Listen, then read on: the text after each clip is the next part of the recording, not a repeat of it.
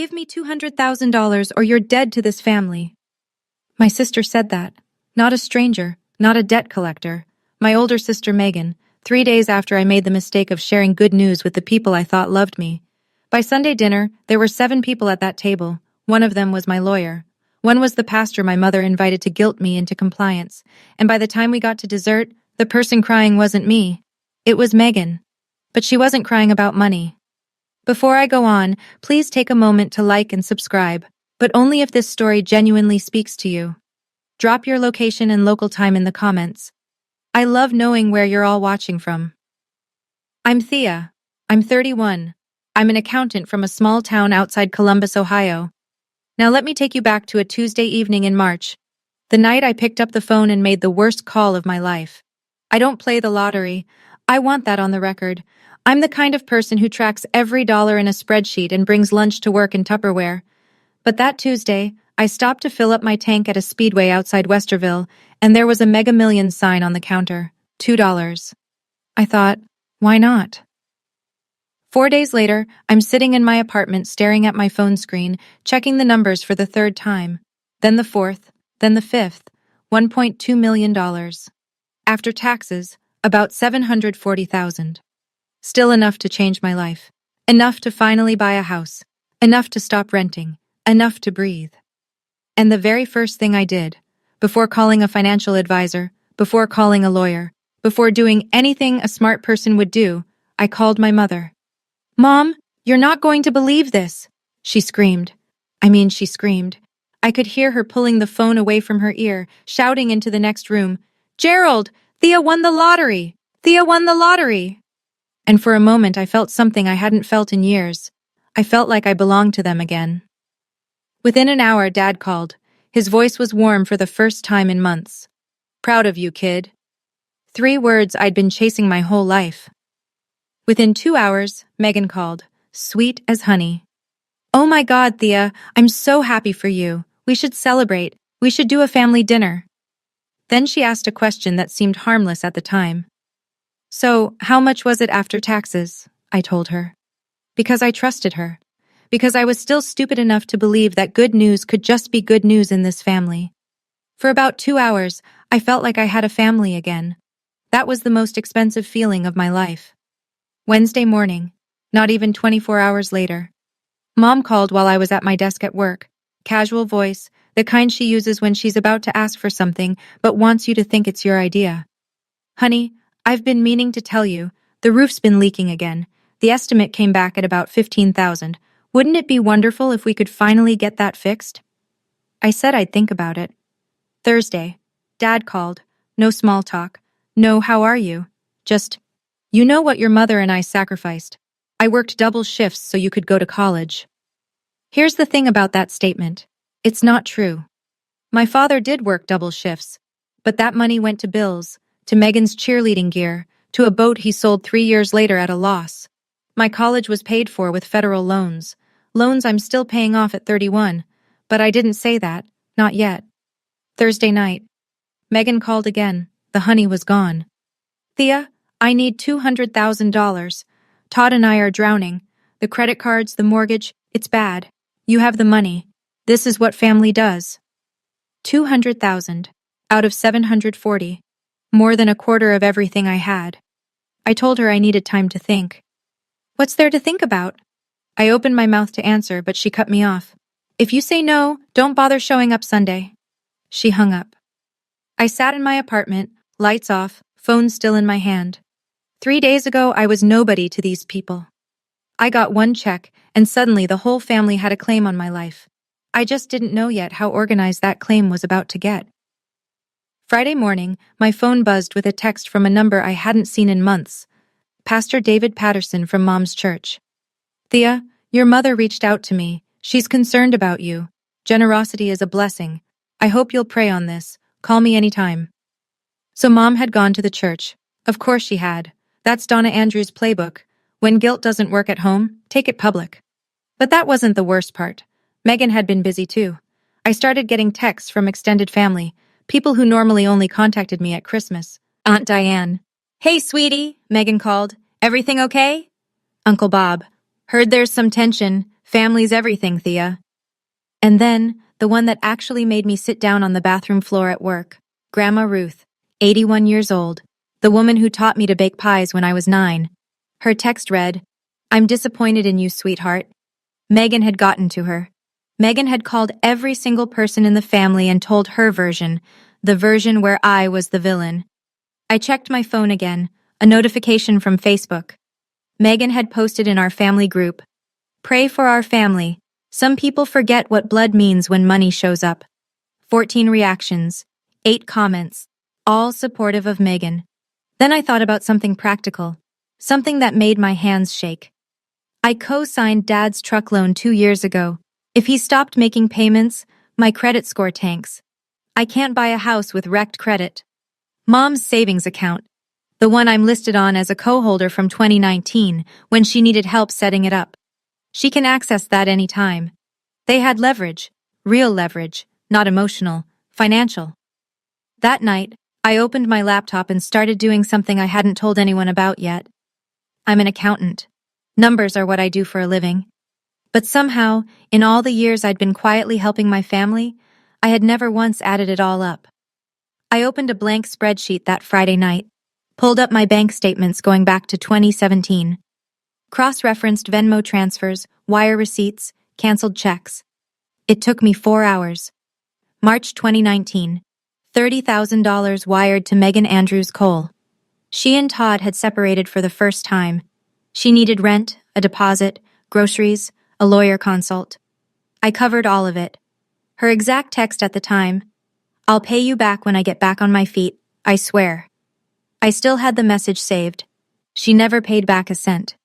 June 2021, $18,000 for a 2017 Ford F-150. Dad's old truck broke down, and he couldn't get approved for a loan on his own. I bought it outright. When I handed him the keys, he said, "We'll figure it out." There was nothing to figure out. He just never brought it up again. That truck is still parked in his driveway. January 2022, $22,000 for Mom's knee surgery. Insurance covered part of it, but not enough. I paid the rest directly to the hospital. When I mentioned it once, she said, "That's what daughters do." October 2023, $17,000 in rent for Megan's apartment.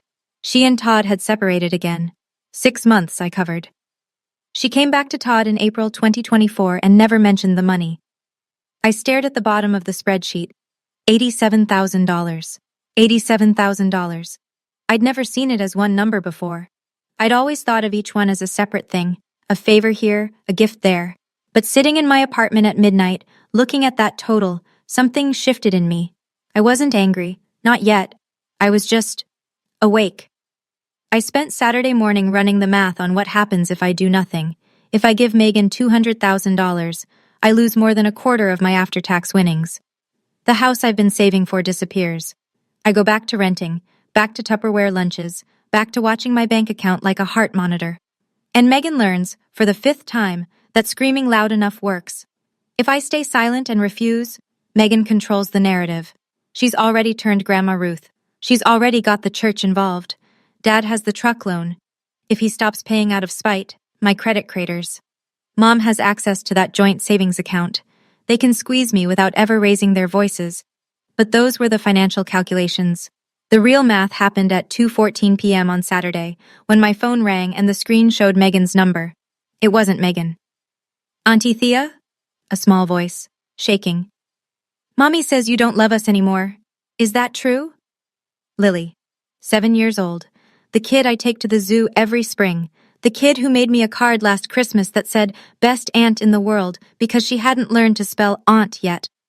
Megan had put her daughter on the phone, or Megan had said those words in front of her daughter knowing she would call.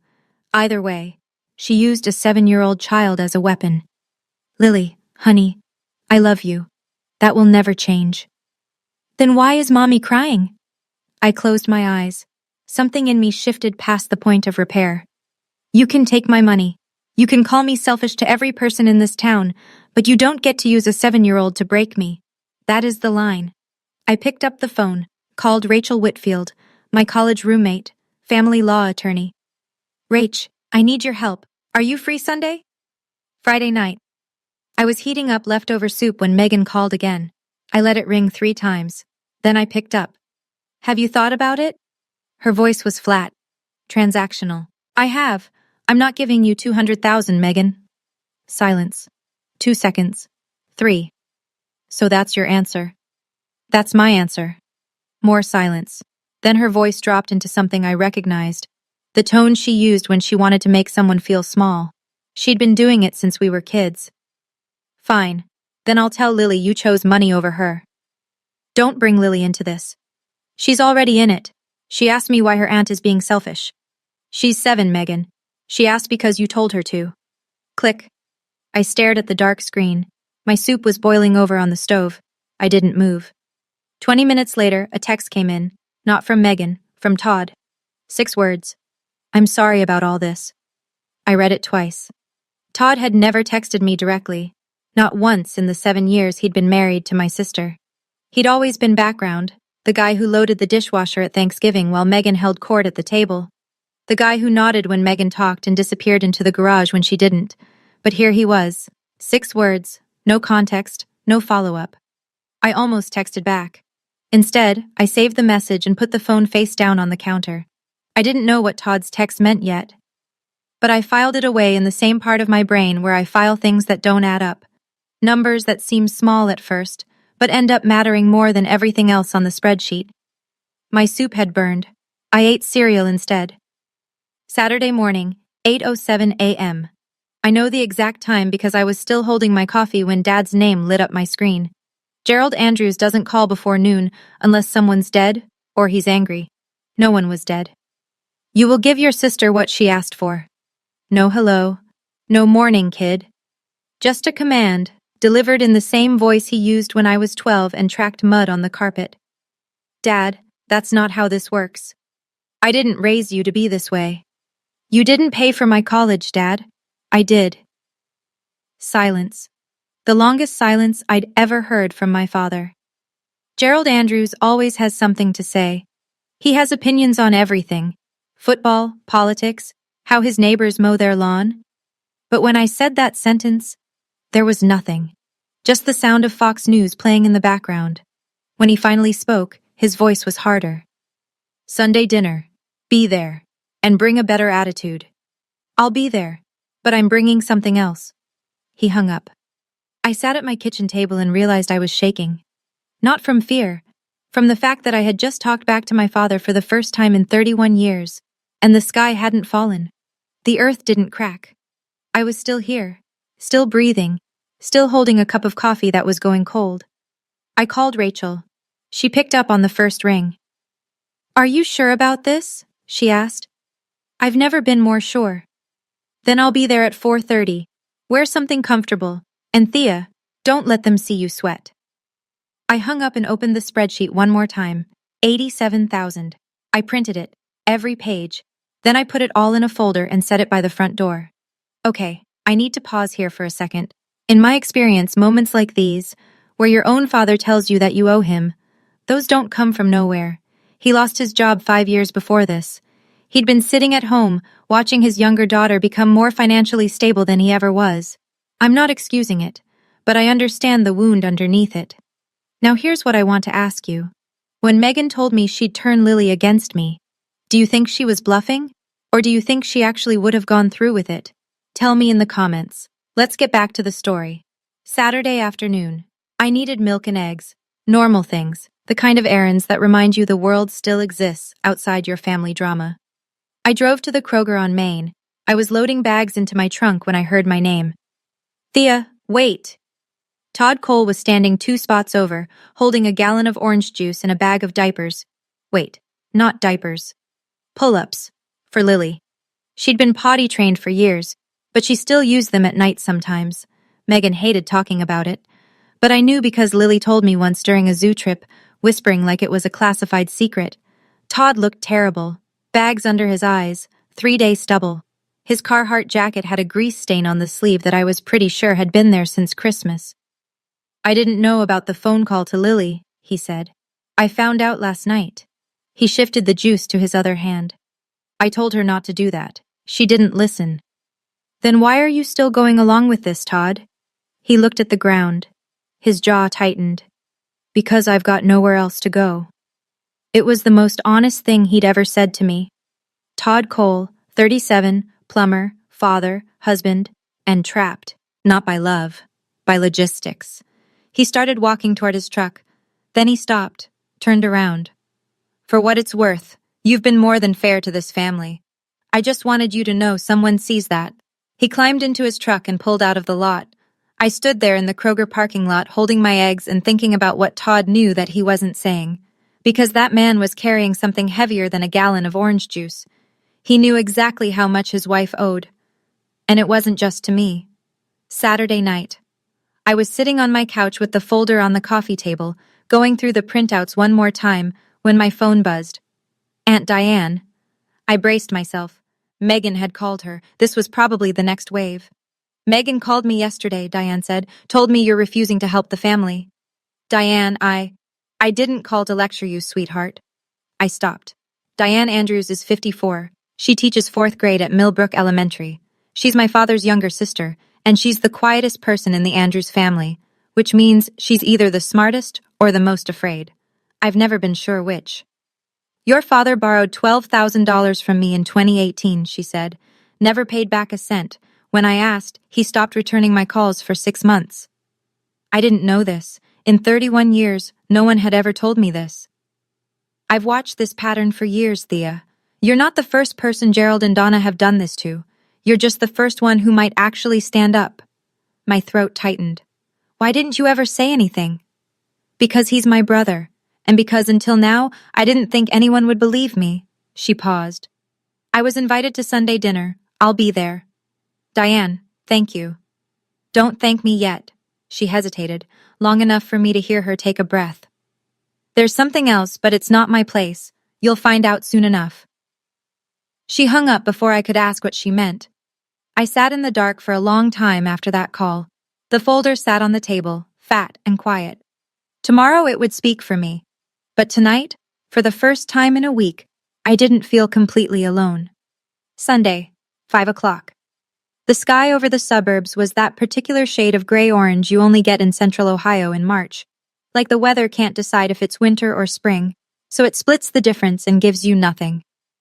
Rachel pulled into my apartment complex at 4:30 sharp. Black blazer, leather satchel, low heels.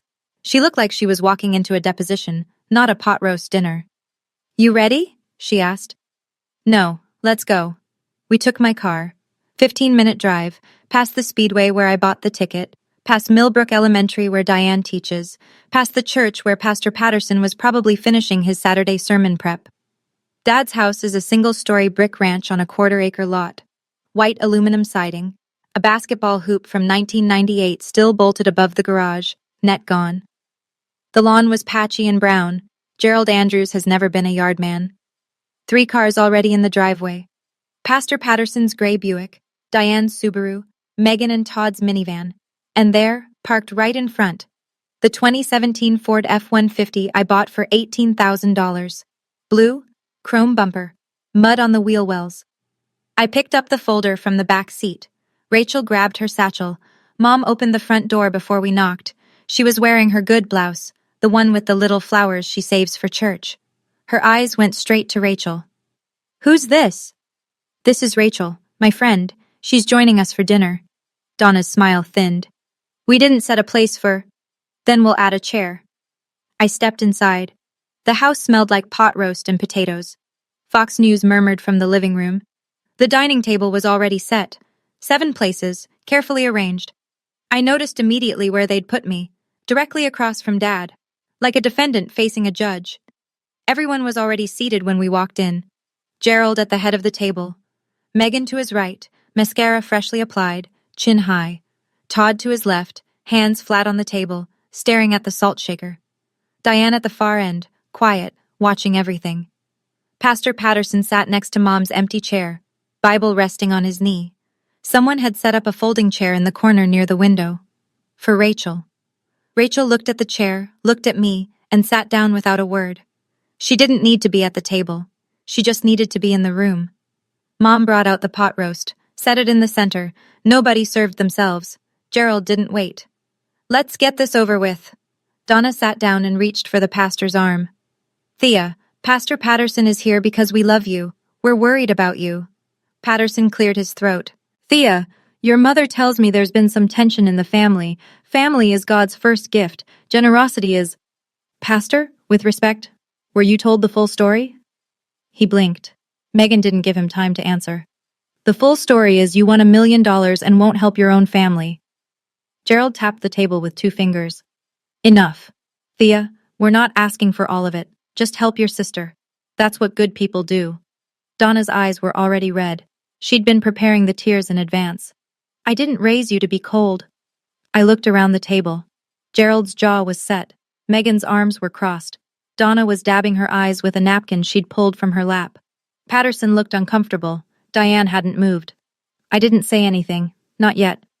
Instead, I reached down, picked up the folder, and set it on the table between the pot roast and the bread basket.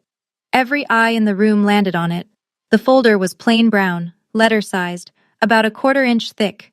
It sat there next to the bread basket like a landmine disguised as a tax return. Before I open this, I said, I have one question. Nobody spoke. The pot roast was steaming. Fox News droned from the other room. Somewhere outside, a dog barked. I looked at Megan. How much do you think you've ever given me? Her eyebrows pulled together. What? In 31 years, how much money have you ever given me? A dollar amount. That's not the point, Thea. It's exactly the point. I turned to Gerald. Dad, same question. How much have you given me financially since I turned 18? He straightened in his chair. The vein in his temple that I've known my whole life, the one that shows up when he's cornered, pulsed once. We gave you a roof. We gave you food. We gave you life. I moved out at 18. I've been paying my own way since then. Loans, rent, everything. Donna's hand went to her chest. You're keeping score? Is that what this is? After everything we've done for you? I looked at my mother. The woman who used to braid my hair before school, who stayed up late making my Halloween costumes when I was little, who once, when I was 8, drove 30 miles to bring my forgotten science project to school. I love her. I want you to know that. I love her even now. No, Mom, I never kept score, but you forced me to count. I opened the folder. The room went silent in a way I'd never experienced in this house. This was a family that filled every second with noise, arguments, football games, opinions about the neighbors. But when those pages came out, the only sound was the creak of paper against paper. The first page was a printout of a bank wire confirmation, dated March 14, 2019, $30,000, sent from my account to Megan Andrews Cole.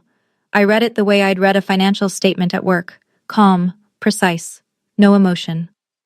March 2019, $30,000 wired to Megan. Purpose, rent, security deposit, groceries, and a legal consultation during her first separation from Todd. Megan's chin lifted. That was a gift. I pulled the second page, a screenshot of a text message, the date and timestamp clearly visible. Megan's exact text, March 16, 2019. I'll pay you back when I get back on my feet, I swear. You never paid back a cent. Rachel stood from her folding chair, walked over, and placed a copy of the printout in front of Pastor Patterson. He looked at it the way a man looks at a letter he didn't expect to receive. I continued. October 2023. $17,000. 6 months rent for Megan's apartment. Her second separation from Todd. Megan's face was changing. The defiance was still there, but something underneath it was shifting. The first crack in the wall. That was different. I was in a bad place. I know you were. And I helped. Your text from that period, here on page 4, reads, I promise I'll make it up to you. You didn't. I set the pages down and looked at Pastor Patterson. He was reading the printout Rachel had given him, glasses low on his nose. He looked up at Donna, then back at the page. I watched his face carefully. This was a man who had walked into this house 40 minutes ago, believing he was there to counsel a selfish daughter. He was now reading proof that the story he'd been told was missing about 60 pages. He didn't say anything yet, but his jaw tightened. I turned to the next section of the folder. June 2021, $18,000. A 2017 Ford F-150 for Gerald Andrews. I looked at my father. He was gripping the edge of the table with both hands. Dad, Have you made a single payment back? He didn't answer. The vein in his temple was throbbing again. The truck, his truck, the one he drove to the hardware store, and the barber and the VFW hall every week, was sitting right outside in the driveway. Everyone at the table could see it through the window. I moved to the next page. January 2022, $22,000, mom's knee surgery. Insurance covered a portion. I paid the remaining balance directly to the hospital. Donna's face crumpled. I'm your mother. That's what children do. Then what do parents do, Mom? No answer. Just the sound of Donna folding and unfolding her napkin. Total across 8 years. I laid the final summary page flat on the table. The number was printed in bold at the bottom. Simple, clean, no commentary. $87,000. That is what this family owes me, not the other way around. I closed the folder, didn't slam it, didn't raise my voice, just pressed the cover shut and set my hands flat on either side of it. Diane spoke first. She'd been silent for the entire dinner, and when her voice came, it cut through the room like cold air through an open door. $87,000, Gerald. She looked at her brother. And you're sitting here demanding more? Gerald's eyes snapped to Diane. For a moment I thought he was going to shout, but he didn't. He just looked at her, his little sister, and for the first time I saw something in my father's face that I'd never seen before. He looked caught. Pastor Patterson took off his glasses, set them on the table next to the printout, rubbed the bridge of his nose. He'd been quiet for the entire reveal. I could feel the room waiting for him, Donna especially. She'd invited him here as her final weapon, the moral authority, the man who could make me feel small enough to open my wallet. Donna. His voice was calm, careful, but firm. When you asked me to come tonight, you told me Thea was being selfish with her money. You didn't tell me any of this. Mom reached for his arm. Pastor, it's more complicated than, it looks pretty clear to me. He turned to face me, and what I saw in his eyes wasn't pity or judgment. It was something closer to respect. I owe you an apology, young lady. I came here tonight with incomplete information. That was my mistake, and I'm sorry. Megan slammed her palm on the table.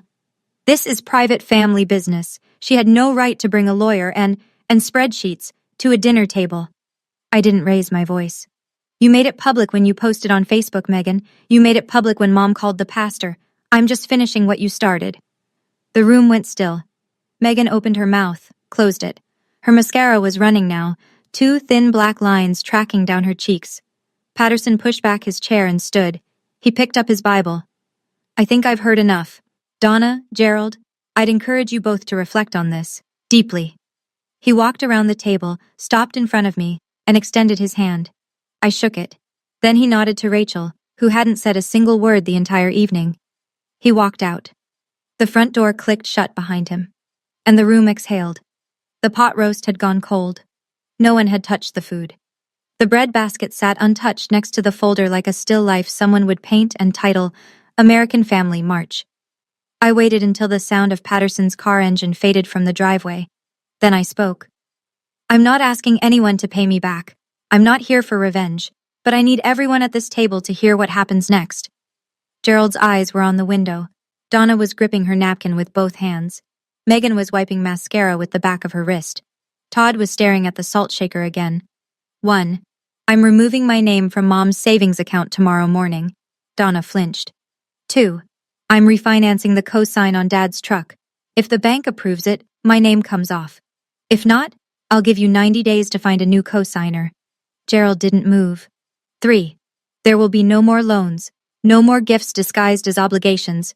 If anyone in this family needs financial help, we discuss it like adults, not with guilt, not with pastors, not with threats. I paused, let the silence do the work. And 4. I looked directly at Megan. If you ever use Lily against me again, ever, you won't hear from me. Not because I don't love her, because she deserves better than being someone's weapon. Megan's lower lip trembled, but she didn't speak. Rachel sat in the corner, hands folded in her lap. She hadn't opened her satchel, hadn't produced a single document, hadn't said one word the entire night. She didn't need to. Her presence alone, a lawyer, sitting in the room, hearing everything, was the quietest and heaviest thing at that table. I'm not here because I hate this family. I'm here because this is the last time I sit at a table where loving someone means letting them take from me. Gerald pushed his chair back. The legs scraped against the linoleum, a sound that cut through the silence like a blade. He stood up, didn't look at me, didn't look at Diane, didn't look at anyone. He just walked to the hallway, turned left into the master bedroom, and closed the door. No shouting, no parting shot. Just the quiet click of a door from a man who had run out of arguments and didn't have the vocabulary for anything else. Donna stood and followed him. Gerald. The bedroom door stayed shut. Mom stood in the hallway for a few seconds, hand on the doorknob. Then she turned and went to the kitchen. I heard water running. She was doing the dishes. The pot roast hadn't been served, and she was already doing the dishes. That left 5 of us at the table. Megan was crying openly now. Not the performative tears from earlier. Real ones. Messy. The kind that make your nose run and your voice break. "You've ruined this family," she said. And then Todd spoke. "No, Megan. She didn't." Every head turned. Todd Cole, the background husband, the nodder, the dishwasher loader, the man who had never once raised his voice in this house, was sitting upright in his chair, and his face was flushed red. "We owe $42,000 in credit card debt. You know that. I know that. But you never told your parents, and you wanted Thea to bail us out so they'd never find out." "Todd, shut up." "No, I'm done shutting up." Megan stared at him. This wasn't a betrayal. This was something worse for her. It was the truth from the one person she assumed would never say it out loud. She looked around the table. Diane, me, Rachel. Nobody was coming to save her. Megan covered her face with both hands and sobbed. She wasn't crying about the money. She was crying because the last secret she had was gone. I want to pause again. I know some of you might be thinking, "Thea, Todd just blew up his own marriage at your dinner table." And honestly, I thought the same thing sitting right there. But here's what I realized later. Todd had been watching Megan lie to everyone for years, and he was exhausted. Sometimes people don't explode because of one moment. They explode because of 1,000 moments of silence that came before it. So here's my question. Do you think Todd was right to say that at the table? Or should he have told Megan privately first? Drop your take in the comments. Okay, back to the dinner. Monday morning, 9:15 a.m. I walked into First Federal Credit Union on Broad Street and asked to remove my name from a joint savings account. The teller, a woman named Karen who'd processed my deposits for 6 years, looked at the screen and then at me. "Are you sure about this?" "I've never been more sure." It took 20 minutes. When I walked out, the March wind hit my face and I stood on the sidewalk for a moment, breathing. One down. Tuesday, I called the bank about Dad's truck loan, filed the paperwork for a refinance. The loan officer told me the process would take 60 to 90 days. "We'll need the primary borrower's cooperation," he said. I told him I understood. Wednesday. Silence from Gerald. Silence from Megan. Thursday. Donna called. I picked up because she's my mother, and some instincts don't die in a week.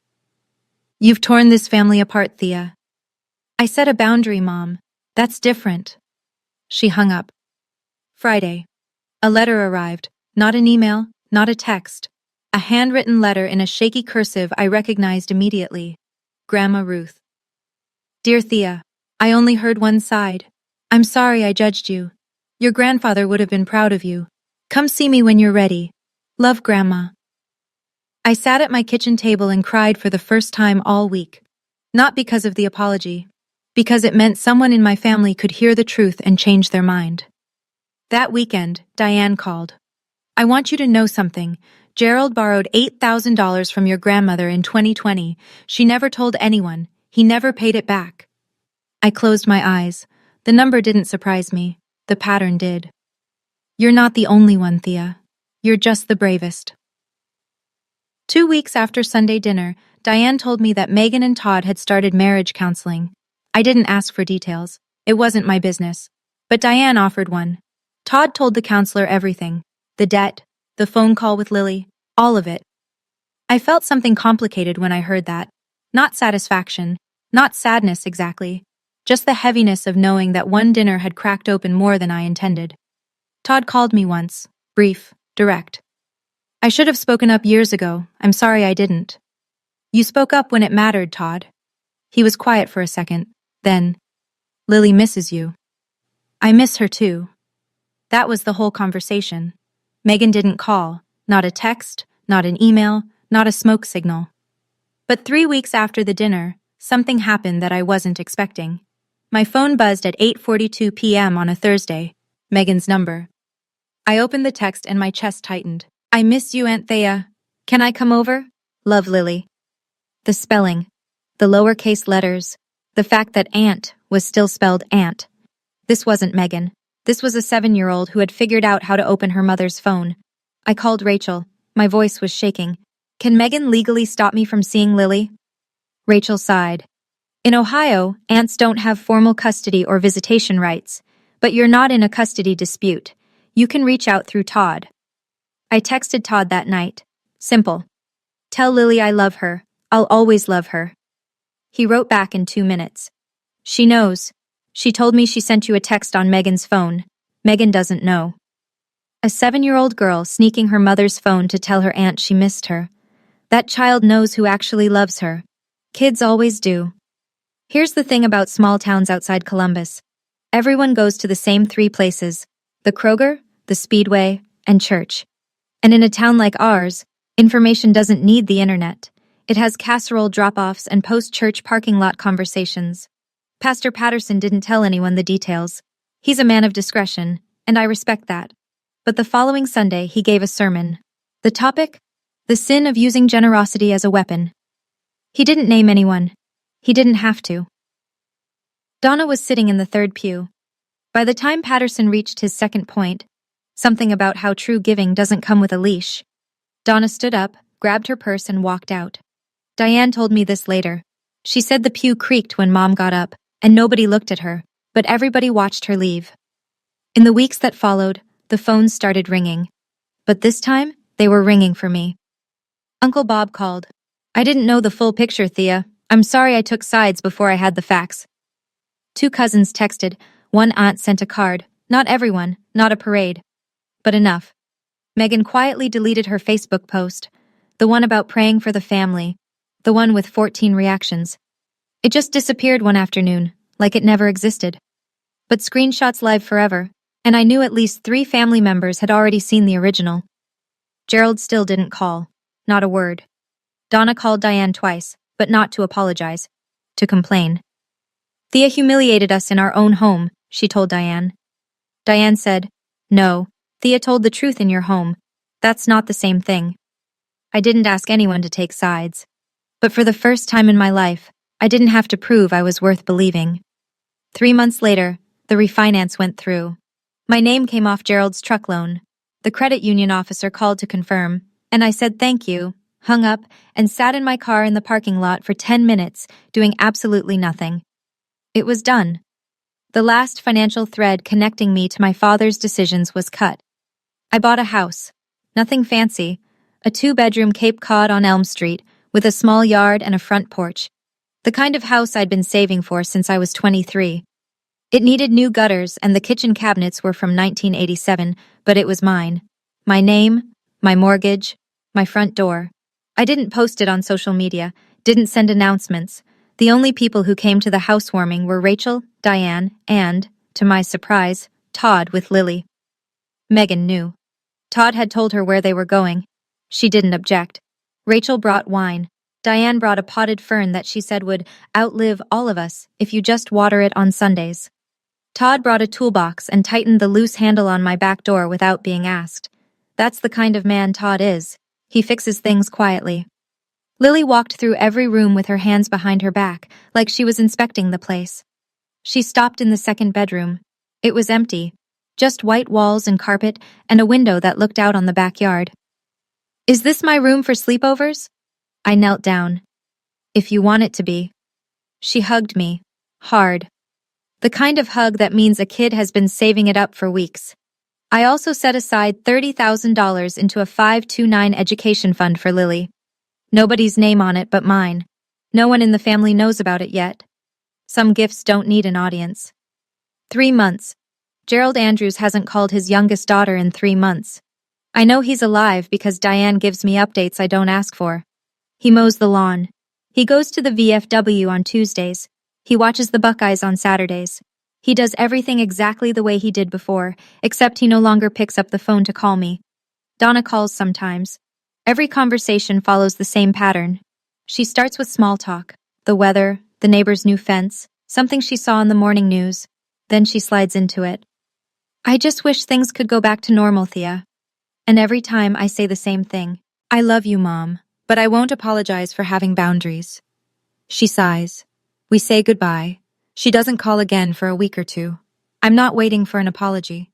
I've made peace with the possibility that one may never come, but I'm also not closing the door. The door is right there. It's unlocked. They know where I live, literally, because it's a small town, and Diane told Donna my new address. They just have to walk through it without a demand in their hands. Diane told me something last week that I keep turning over in my mind. Gerald misses you, she said. He'll never say it, but he sits on that front porch and stares at that truck, and I think he knows. I don't know what he knows. Maybe he knows he owes me money. Maybe he knows he owes me more than money. Maybe he's just sitting on the porch because he's 60 years old and tired and doesn't know how to say, I was wrong, because no one ever taught him how. I didn't lose my family. I lost the version of my family that required me to shrink so they could feel tall. I didn't tell you this story so you'd hate my family. They're real people with real pain. My father lost his job and with it, the only identity he'd ever built for himself. Provider, head of household, the man who works doubles. When that was gone, he didn't know who he was anymore. So he held on to the one thing he had left, authority. And authority without contribution turns into control. My mother learned love from a generation that didn't separate it from obligation. In her mind, family means you give everything and you don't ask questions. She wasn't trying to manipulate me. She genuinely believes that's how it's supposed to work. She just never considered that the giving was only flowing one direction. Megan never learned how to stand on her own because she never had to. She was the first child, the pretty one, the one who got the prom dress and the attention. And when life got hard, when the credit cards piled up and the marriage cracked, she reached for the only tool she knew, someone else's wallet. I understand all of that. Understanding is not the same as accepting. You can love someone and still say enough. You can miss someone and still refuse to go back to the version of yourself that made them comfortable. You can leave a door open and still protect what's inside your house. If you're the person in your